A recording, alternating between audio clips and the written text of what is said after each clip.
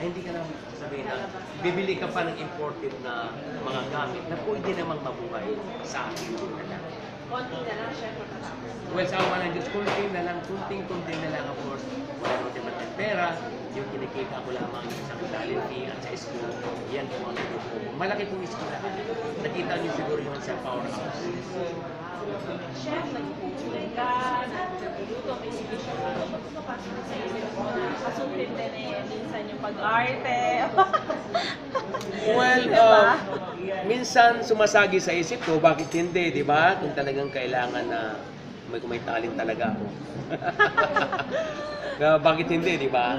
Dahil another income, unang-una. Of course, habang buhay ka, ika nga, gagawin mo yung para matugunan yung mga Pilipino na gusto pang natutuwa pa sa akin.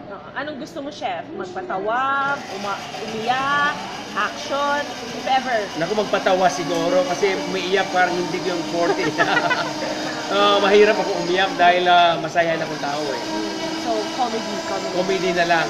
May relasyon na parang drama na comedy ka. Okay, yun lang, chef. Happy birthday. Maraming salamat at maraming salamat sa unang hirit. Yes, Sa mga vloggers, sa Pep. pagpunta niyo. Ang aking mga vloggers, maraming salamat sa inyong lahat na narito ngayon. Isang karangalan na sana po ang gagawin ko ay walang humpay na ikabubuti sa ating bansa. Ang maliit na bagay na nagagawa ko, at least malaking tulong sa mga Pilipino. Maraming salamat sa inyo. Thank you, chef.